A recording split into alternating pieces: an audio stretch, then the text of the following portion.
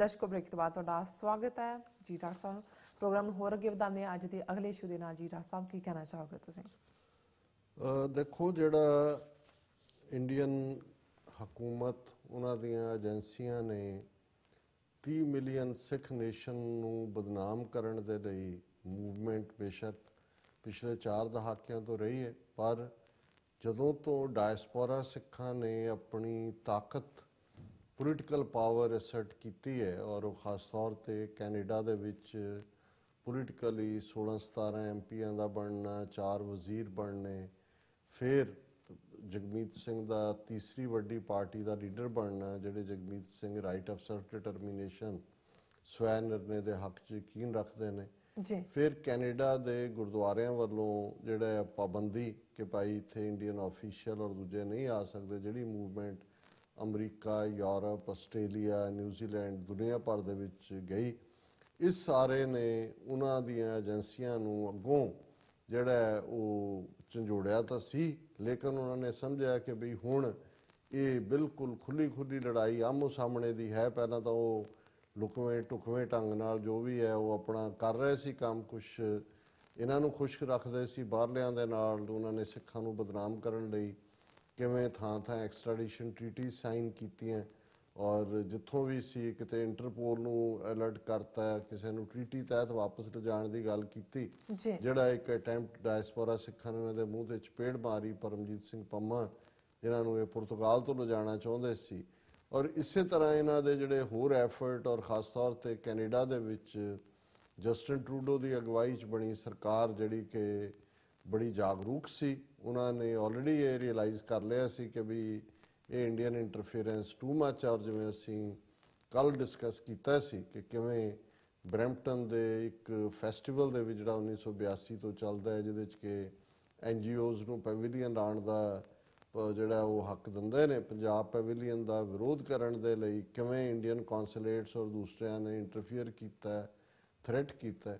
और ब्रैम्पटन की मेयर ने उदों ये जिहड़ी चिट्ठी है पिछले साल एक्सटर्नल अफेयर्स मिनिस्ट्री नूं विदेश मंत्रालय नूं लिखी कि किवें ये इंटरफेयर कर रहे हैं साडे मामलिਆਂ 'च। और हुण जिहड़ी चिट्ठी ग्लोब एंड मेल ने जिहदे कोल उन्होंने कहा भी सानूं ईमेल है जिहदे कि कैनेडा की फॉरन मिनिस्टर बीबी ने जिहड़ा वो बड़ा क्लीयरली कहा भी ये बिल्कुल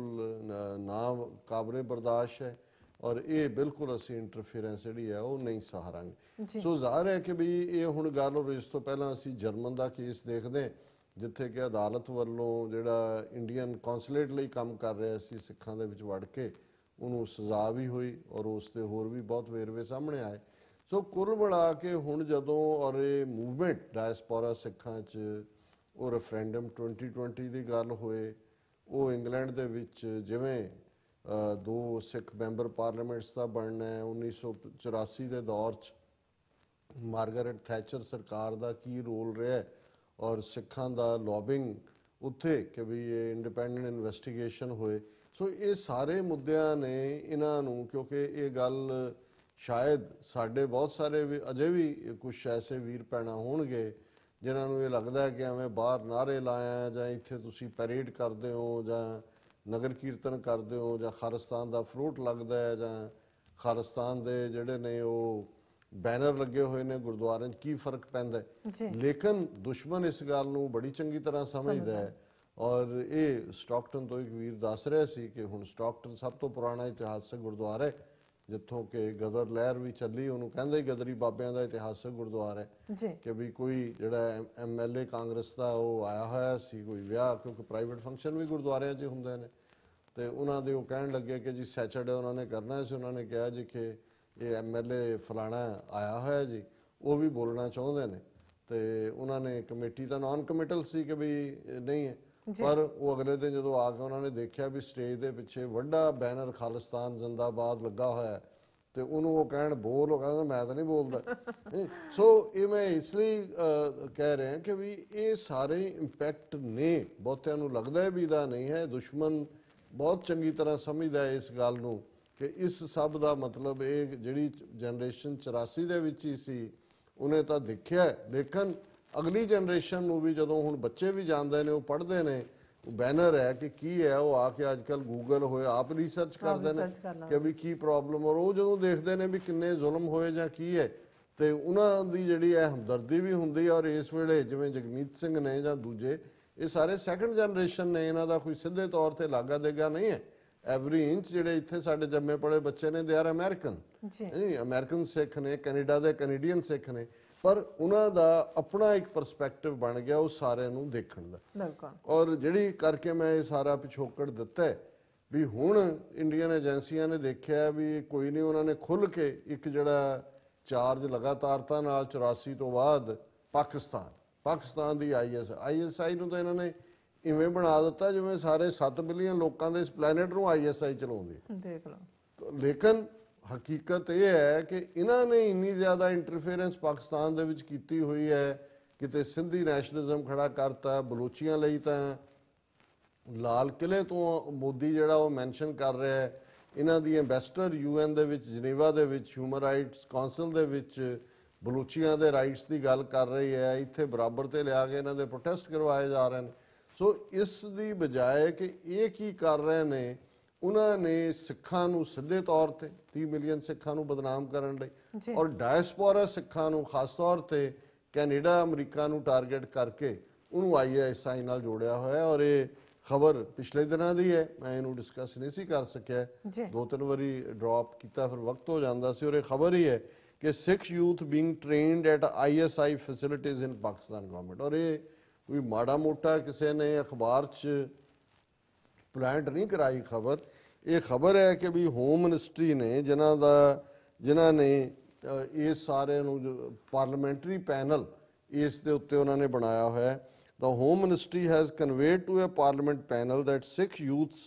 are being trained at ISI facilities in Pakistan to carry out terror activities in India, and members of the committee who are settled in Canada and other places are also being instigated against the country with false and malicious propaganda. ਉਹਨਾਂ ਨੇ ਕਿਹਾ ਜੀ ਉੱਥੇ ISI ਦੀਆਂ facilities, ਮਤਲਬ ਇਹ ਹੈ ਵੀ ਇੱਕ ਥਾਂ ਤੇ ਨਹੀਂ, ਪਤਾ ਨਹੀਂ ਕਿੰਨੀਆਂ ਕੁ ਥਾਵਾਂ ਤੇ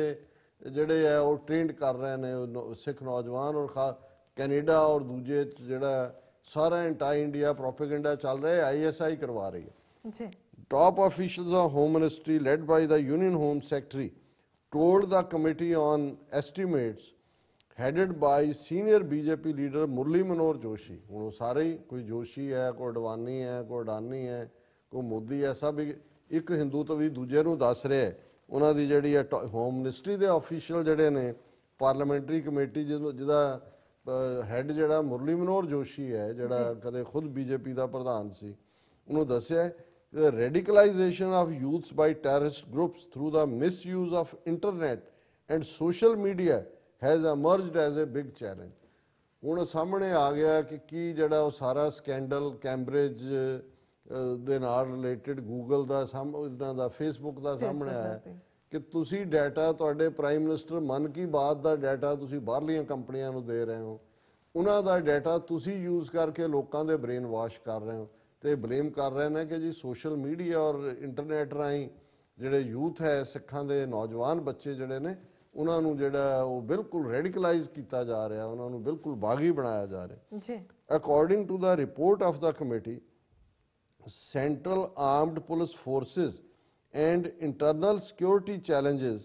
Evaluation and Response Mechanism, a report ਦਾ ਨਾਂ ਰੱਖਿਆ ਉਹਨਾਂ ਨੇ,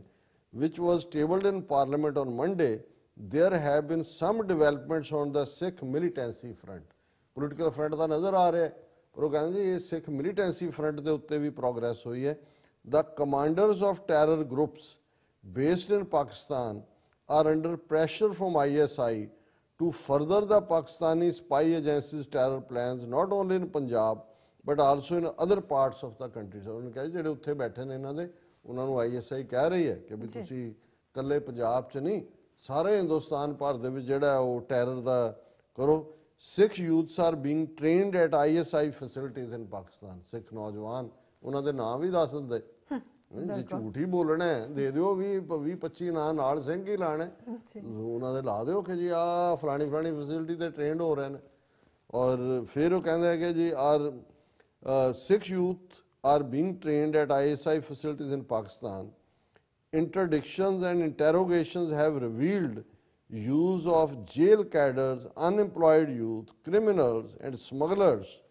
by Pakistan-based Sikh terror groups for facilitating terror attacks. ਹੁਣ criminal ਵੀ ਆ ਗਏ, ਜੇਲਾਂ 'ਚ ਵੀ ਆ ਗਏ, ਦੂਜਾ ਵੀ ਆ ਗਿਆ। ਸੋ ਇਹ ਉਹਨਾਂ ਨੇ Sikh youths based or settled in Europe, US and Canada are also being misguided and instigated against India with false and malicious propaganda, but the situation is being watched closely by central and state agencies and they are taking lawful action as and when required. ਹੁਣ lawful action ਕੀ ਹੈ? ਉਹ ਜ਼ਾਹਰ ਹੈ ਕਿ ਜਦੋਂ ਅਸੀਂ ਹੁਣ ਇਸੇ ਦਾ ਹੀ ਦੂਸਰਾ ਹਿੱਸਾ ਦੇਖਦੇ ਹਾਂ ਜਿਹੜਾ ਅਸੀਂ ਇਸ ਡਿਸਕਸ਼ਨ ਲਈ ਚੁਣਿਆ ਕਿ ਅੱਜ ਜਦੋਂ ਅਮਰਿੰਦਰ ਸਿੰਘ ਪੰਜਾਬ ਅਸੈਂਬਲੀ ਦੇ ਵਿੱਚ ਮੈਂਡਰੀਨ ਪੜ੍ਹਾ ਰਿਹਾ ਸੀ ਪੰਜਾਬ ਦੇ ਬੱਚਿਆਂ ਨੂੰ ਚੀਨੇ ਬਣਾਉਣਾ ਔਰ ਜਿਹੜਾ ਅੰਗਰੇਜ਼ੀ 'ਚ ਬੋਲ ਰਿਹਾ ਸੀ ਖੁਦ ਜਾਂ ਤਾਂ ਤੂੰ ਪਹਿਲਾਂ ਮੈਂਡਰੀਨ ਸਿੱਖ ਲੈ ਉਹ ਬੋਲ ਉੱਥੇ ਉਹ ਬੜੇ ਧੜੱਲੇ ਨਾਲ ਕਹਿ ਰਿਹਾ ਔਰ ਇਹ ਹੈਡਲਾਈਨ ਹੈ ਪੰਜਾਬੀ ਅਜੀਤ ਲੱਗੀ ਮੁੱਖ ਮੰਤਰੀ ਵੱਲੋਂ ਗੈਂਗਸਟਰਾਂ ਨੂੰ ਆਤਮ ਸਮਰਪਣ ਕਰਨ ਦੀ ਚੇਤਾਵਨੀ ਔਰ ਇਹਦੇ 'ਚ ਜਿਹੜੀ ਗੱਲ ਉਹ ਤਾਂ ਉਹਨਾਂ ਦਾ ਮੂੰਹ 'ਚੋਂ ਨਿਕਲੀ ਹਵਾ ਹੈ ਪਰ ਜਿਹੜੀ ਗੱਲ ਉਹਨੇ ਮੰਨੀ ਉਹਨਾਂ ਨੇ ਦੱਸਿਆ ਕਿ 709 ਗੈਂਗਸਟਰ ਹੁਣ ਤੱਕ ਪੁਲਿਸ ਵੱਲੋਂ ਫੜੇ ਜਾ ਚੁੱਕੇ ਹਨ ਅਤੇ ਬਾਕੀ ਬਚੇ ਗੈਂਗਸਟਰਾਂ ਨੂੰ ਵੀ ਉਹ ਕਾਨੂੰਨ ਸਾਹਮਣੇ ਆਤਮ ਸਮਰਪਣ ਲਈ ਚੇਤਾਵਨੀ ਦੇਣਾ ਚਾਹੁੰਦੇ ਹਨ ਨਹੀਂ ਤਾਂ ਸਾਨੂੰ ਉਹਨਾਂ ਨਾਲ ਨਿਪਟਣਾ ਆਉਂਦਾ ਹੈ। ਹੁਣ ਫਿਗਰ ਇਹ ਦੇਖਣ ਵਾਲੀ ਹੈ ਕਿ 709 ਸਿੱਖ ਨੌਜਵਾਨ ਪੰਜਾਬ ਦੇ ਪਿਛਲੇ 1 ਸਾਲ ਦੇ ਵਿੱਚ ਕੈਪਟਨ ਅਮਰਿੰਦਰ ਸਿੰਘ ਦੀ ਸਰਕਾਰ ਨੇ ਗੈਂਗਸਟਰ ਕਹਿ ਕੇ ਜੇਲਾਂ ਦੇ ਵਿੱਚ ਡੱਕੇ ਹੋਏ। ਇਹ ਇਸ ਦਾ ਸਾਰਾ ਲੁਭੇ ਲੁਭਾਵ ਇਹ ਹੈ ਕਿ ਇੱਕ ਪਾਸੇ ਉਹਨਾਂ ਦੀ ਹੋਮ ਮਿਨਿਸਟਰੀ ਪਾਰਲੀਮੈਂਟਰੀ ਗਰੁੱਪ ਨੂੰ ਜਿਹਨੂੰ ਮੁਰਲੀ ਮਨੋਹਰ ਜੋਸ਼ੀ ਹੈਡ ਕਰਦਾ ਹੈ ਰਿਪੋਰਟ ਦੇ ਰਹੀ ਹੈ ਕਿ ਜੀ ਆਈ.ਐਸ.ਆਈ ਦੇ ਸੈਂਟਰਸ ਦੇ ਵਿੱਚ ਟ੍ਰੇਨਿੰਗ ਹੋ ਰਹੀ ਹੈ ਔਰ ਬਹੁਤ ਸਾਰੇ ਇਧਰੋਂ ਉਧਰੋਂ ਅਮਰੀਕਾ ਕੈਨੇਡਾ ਦੂਜਿਆਂ 'ਚੋਂ ਜਾ ਰਹੇ ਨੇ ਸੋਸ਼ਲ ਮੀਡੀਆ 'ਤੇ ਹੋ ਰਿਹਾ। ਦੂਜੇ ਪਾਸੇ ਇਹ ਹੁਣ ਦਾਅਵੇ ਨਾਲ ਕਹਿ ਰਿਹਾ ਹੈ ਕਿ ਜੀ ਅਸੀਂ ਬਿਲਕੁਲ ਚੁੱਪ ਕਰਾਤਾ 709 ਗੈਂਗਸਟਰ ਅਸੀਂ ਫੜੇ। ਹੁਣ ਗੈਂਗਸਟਰ ਕੌਣ ਨੇ? ਉਹੀ ਸਿੱਖਾਂ ਦੇ ਨੌਜਵਾਨ ਬੱਚੇ ਜਿਨ੍ਹਾਂ ਦੇ ਵਿੱਚ ਤਬਦੀਲੀ ਸੀ ਜਿਹੜੇ ਇਹਨਾਂ ਨੇ 8-9 ਹਿੰਦੂ ਲੀਡਰ ਮਾਰਨ ਦੇ ਨਾਂ ਥੱਲੇ ਫੜੇ ਹੋਏ ਨੇ ਉਹਨਾਂ ਨੂੰ ਵੀ ਗੈਂਗਸਟਰ ਕਹਿ ਕੇ ਫੜਿਆ ਹੋਇਆ ਔਰ ਇਹ ਸਾਰਾ ਜਿਹੜਾ ਪਾਰਟ ਹੈ ਬਾਕੀ ਉਹਨੇ ਅੱਗੋਂ ਹੋਰ ਕਿੰਨਿਆਂ ਦੇ ਉੱਤੇ ਕੀ ਕੇਸ ਪਾਏ ਨੇ ਕੀ ਫੜੇ ਨੇ ਉਹ ਡਰੱਗਸ ਦੇ ਹਵਾਲੇ ਨਾਲ ਔਰ ਦੂਜਾ ਉਹਨੇ ਕਿਹਾ ਜੀ ਡਰੱਗਸ ਵੀ ਬਹੁਤ ਘਟ ਗਈਆਂ ਉਹਨੇ ਕਿਹਾ ਜੀ ਗੁਰੂ ਗ੍ਰੰਥ ਸਾਹਿਬ ਔਰ ਦੂਸਰੀ ਬੇਅਦਬੀ ਦੀਆਂ ਘਟਨਾਵਾਂ ਦੇਖੋ ਜੀ ਕਿੰਨੀਆਂ ਹੋਈਆਂ ਸੀ ਅਸੀਂ ਉਹਦੇ 'ਚੋਂ ਇੰਨੇ ਜਿਹੜੇ ਹੈ 32 ਕੇਸ ਮੁੱਖ ਮੰਤਰੀ ਨੇ ਦੱਸਿਆ ਬੇਅਦਬੀ ਦੇ 32 ਕੇਸਾਂ 'ਚੋਂ 22 ਹੱਲ ਕਰ ਲਏ ਗਏ ਹਨ ਔਰ ਜਿਹੜਾ ਸਾਡੀ ਸਰਕਾਰ ਜਦੋਂ ਦੀ ਬਣੀ ਹੈ ਉਦੋਂ ਕੋਈ ਬੇਅਦਬੀ ਨਹੀਂ ਹੋਈ ਕਿਸੇ ਗੁਟਕੇ ਦੀ ਜਾਂ ਦੂਜੇ ਇਹਨੂੰ ਕਿਉਂਕਿ ਅੰਗਰੇਜ਼ੀ ਆਉਂਦੀ ਹੈ ਪੰਜਾਬੀ ਤਾਂ ਨਾ ਪੜ੍ਹਦਾ ਨਾ ਬੋਲਦਾ ਜੀ ਔਰ ਇਹਨੇ ਫਿਰ ਅਖਬਾਰਾਂ ਦੇਖੀਆਂ ਨਹੀਂ ਹੈ ਵੀ ਕਿਹੜਾ ਦਿਨ ਬੀਤਦਾ ਜਦੋਂ ਕਿਤੇ ਨਾ ਕਿਤੇ ਕੋਈ ਖਬਰ ਨਾ ਹੋਵੇ ਲੇਕਿਨ ਦੇਖਣ ਵਾਲੀ ਗੱਲ ਇਹ ਹੈ ਜਿਹੜੀ ਕਿ 709 ਨੌਜਵਾਨ ਜਿਹੜੇ ਨੇ ਉਹ ਇਹ ਬਹੁਤ ਵੱਡੀ ਫਿਗਰ ਹੁੰਦੀ ਹੈ ਛੋਟੇ ਜਿਹੇ ਸੂਬੇ 'ਚੋਂ ਇੰਨੇ ਕੋਰੇ ਸਾਰੇ ਜਿਹੜੇ ਨੇ 20-22 ਸਾਲ ਦੀ ਉਮਰ ਦੇ ਹੋਣਗੇ ਜਿਹੜੇ ਥੋੜੇ ਬਹੁਤ ਪੰਥਕ ਫਰੰਟ ਤੇ ਐਕਟਿਵ ਨੇ ਸੋ ਕੁੱਲ ਮਿਲਾ ਕੇ ਮੈਂ ਸਮਝਦਾ ਵੀ ਇਹਨਾਂ ਨੇ ਤਾਂ ਆਈ.ਐਸ.ਆਈ ਨੂੰ ਜਿਹੜਾ ਉਹ ਲਾਰਜਰ ਦੈਨ ਲਾਈਫ ਬਣਾਇਆ ਹੋਇਆ ਤੇ ਅਸੀਂ ਤਾਂ ਹਮੇਸ਼ਾ ਇਹ ਕਹਿੰਦੇ ਹਾਂ ਕਿ ਜੇ ਪਾਕਿਸਤਾਨ ਦੇ ਆਈ.ਐਸ.ਆਈ ਦਾ ਪਾਸੇ ਛੱਡੋ ਜੇ ਉਹਨਾਂ ਦੇ ਪੋਲੀਟੀਕਲ ਜਿਹੜੇ ਫੈਸਲੇ ਲੈਣ ਵਾਲੇ ਨੇ ਉਹਨਾਂ ਨੂੰ ਹੀ ਅਹਿਸਾਸ ਹੁੰਦਾ ਜਾਂ ਹੋਏ ਸਿੱਖ ਫੈਕਟਰ ਕੀ ਹੈ ਤੇ ਫਿਰ ਜਿਹੜਾ ਹੈ ਉਹ ਰੀਅਲ ਮੂਵਮੈਂਟ ਜਿਹੜੀ ਅੰਤਰਰਾਸ਼ਟਰੀ ਇੰਟਰਨੈਸ਼ਨਲ ਕਾਨੂੰਨਾਂ ਦੇ ਤਹਿਤ ਹੈ ਉਹਦੇ ਥੱਲੇ ਘੱਟੋ ਘੱਟ UN ਲੈਵਲ ਤੇ ਹਿਊਮਨ ਰਾਈਟ ਕਾਉਂਸਲ 'ਚ ਦੂਜੇ ਤੀਜੇ ਥਾਵਾਂ ਤੇ ਇੰਟਰਨੈਸ਼ਨਲ ਪਲੇਟਫਾਰਮਸ ਦੇ ਉੱਤੇ ਉਹ ਸਿੱਖਾਂ ਤੇ ਹੋ ਰਹੇ ਜ਼ੁਲਮਾਂ ਦੀ ਗੱਲ ਜ਼ਰੂਰ ਕਰਦੇ ਜਾਂ ਹਿਊਮਨ ਰਾਈਟਸ ਦੀ ਗੱਲ ਕਸ਼ਮੀਰ ਦੇ ਨਾਲ ਅੱਜ ਤੁਸੀਂ ਕਸ਼ਮੀਰ ਦੇ ਨਾਲ ਸਿੱਖ ਇਸ਼ੂ ਪਾਕਿਸਤਾਨ ਦੇ ਨੁਮਾਇੰਦੇ UN 'ਚ ਖੜਾ ਕਰ ਦੇਣ ਤੇ ਫਿਰ ਇਹਨਾਂ ਦਾ ਦੇਖ ਲੈਣ ਕਿ ਵੀ ਇਹਨਾਂ ਦਾ ਰਿਐਕਸ਼ਨ ਕੀ ਹੋਏਗਾ ਪਰ ਉਹਨਾਂ ਵਿਚਾਰਿਆਂ ਦਾ ਤਾਂ ਆਪਣਾ ਇਹ ਹਾਲ ਹੈ ਵੀ ਅੱਜ ਉਹ ਖਬਰ ਸੀ ਕਿ ਪਾਕਿਸਤਾਨ ਦੇ ਪ੍ਰਾਈਮ ਮਿਨਿਸਟਰ ਅਬਾਸੀ ਉਹ ਇੱਥੇ ਉਹਨਾਂ ਦੀ ਭੈਣ ਬਿਮਾਰ ਸੀ ਤੇ ਪਰਸਨਲ ਵਿਜ਼ਿਟ ਤੇ ਆਏ JFK 에ਅਰਪੋਰਟ ਤੇ ਕੱਪੜੇ ਲਵਾ ਕੇ ਤਲਾਸ਼ੀ ਲਈ ਸੋ ਜਿਹੇ ਉਹ ਇੰਨਾ ਕੁ ਆਪਣਾ ਆਨਰ ਕਾਇਮ ਰੱਖਣ ਦੇ ਸਮਰੱਥ ਨਹੀਂ ਰਹੇ ਇੰਨਾ ਕੁ ਹੈ ਤਾਂ ਉਹਨਾਂ ਨੂੰ ਫਿਕਰ ਪਿਆ ਵੀ ਉਹਨਾਂ ਦੇ ਆਈ.ਐਸ.ਆਈ ਦੇ ਸੈਂਟਰਾਂ 'ਚ ਉਹਨਾਂ ਨੇ ਸਿੱਖ ਨੌਜਵਾਨਾਂ ਨੂੰ ਟ੍ਰੇਨਡ ਕਰਨਾ ਹੈ ਔਰ ਉਹਨਾਂ ਨੇ ਜਿਹੜਾ ਉਹ ਪ੍ਰੋਪੇਗੈਂਡਾ ਕਰਨਾ ਹੈ ਜਾਂ ਬਾਹਰਲੇ ਖਾਲਿਸਤਾਨੀਆਂ ਨੂੰ ਹਮਾਇਤ ਦੇਣੀ ਹੈ ਲੇਕਿਨ ਦੁਸ਼ਮਣ ਬਾਤ ਕਰ ਰਿਹਾ ਹੋਣੀ ਹਿੰਦੂਤਵੀ ਜਿਹੜੀ ਗੱਲ ਕਦੇ ਫਿਊਚਰ 'ਚ ਹੋ ਸਕਦੀ ਹੈ ਉਹਨੂੰ ਵੀ ਪ੍ਰੀ ਕਿਲ ਕਰਨਾ ਚਾਹੁੰਦੀ ਹੈ ਤਾਂ ਕਿ ਸਿੱਖਾਂ ਦੇ ਲਈ ਕੋਈ ਹਾਂ ਦਾ ਨਾਰਾ ਇੰਟਰਨੈਸ਼ਨਲੀ ਨਾ ਮਾਰੇ ਹਿਊਮਨ ਰਾਈਟਸ ਦੇ ਮੁੱਦੇ ਤੇ। ਜੀ ਡਾਕਟਰ ਸਾਹਿਬ ਬਿਲਕੁਲ ਇੱਥੇ ਲੈਣੇ ਆ ਬ੍ਰੇਕ ਤੋਂ ਪਹਿਲਾਂ ਅਸੀਂ ਆਪਣੇ ਦਰਸ਼ਕਾਂ ਤੇ ਸਰੋਤਿਆਂ ਨੂੰ ਫਿਰ ਦੁਬਾਰਾ ਅਪੀਲ ਤੇ ਬੇਨਤੀ ਕਰ ਦਈਏ। ਵਿਊਅਰਸ, ਜਿਸ ਤਰ੍ਹਾਂ ਕਿ ਤੁਸੀਂ ਜਾਣਦੇ ਹੋ ਕਿ TV 84 ਇੱਕ ਪੰਥਕ ਚੈਨਲ ਹੈ। TV 84 ਮਨੁੱਖੀ ਹੱਕਾਂ ਦਾ ਪਹਿਰੇਦਾਰ ਹੈ। TV 84 ਸਿੱਖਾਂ, ਕਸ਼ਮੀਰੀਆਂ ਤੇ ਭਾਰਤੀਆਂ ਨਾਰਥ ਈਸਟ ਸਟੇਟਾਂ ਦੇ ਲੋਕਾਂ ਦੇ ਸਵੈ ਨਿਰਣੇ ਦੇ ਹੱਕਾਂ ਦਾ ਹਾਮੀ ਹੈ। ਅਸੀਂ ਚਾਹਾਂਗੇ ਕਿ ਤੁਸੀਂ TV 84 ਦੀ ਵੱਧ ਤੋਂ ਵੱਧ ਮਾਈਕ ਸਹਾਇਤਾ ਕਰੋ। ਤੁਸੀਂ ਆਪਣੀ ਮਾਈਕ ਸਹਾਇਤਾ ਸਾਡੀ ਵੈਬਸਾਈਟ tv84.tv ਤੇ ਜਾ ਕੇ ਪੇਪਲ ਦੀ ਵਰਤੋਂ ਕਰਕੇ ਮੰਥਲੀ ਡੋਨੇਟ ਕਰ ਸਕਦੇ ਹੋ ਜਾਂ ਫਿਰ ਤੁਸੀਂ ਵਨ ਟਾਈਮ ਹੀ ਡੋਨੇਟ ਕਰ ਸਕਦੇ ਹੋ। ਤੁਸੀਂ TV 84 ਦੇ ਨਾਮ ਤੇ ਚੈੱਕ ਬਣਾ ਕੇ ਸਾਨੂੰ ਸਾਡੇ ਇਸ ਪਤੇ ਤੇ ਭੇਜ ਵੀ ਸਕਦੇ ਹੋ। 36-01 37th Avenue, Long Island City, New York 11101 USA, ਜਾਂ ਫਿਰ ਤੁਸੀਂ ਸਾਡੇ ਫੋਨ ਨੰਬਰ ਤੇ ਵੀ ਸੰਪਰਕ ਕਰ ਸਕਦੇ ਹੋ 5164060694। Viewers, ਤੁਸੀਂ ਕਿਤੇ ਨਹੀਂ ਜਾਣਾ, ਮਿਲਦੇ ਹਾਂ ਆਫਟਰ ਦਿਸ ਸ਼ਾਰਟ ਬ੍ਰੇਕ।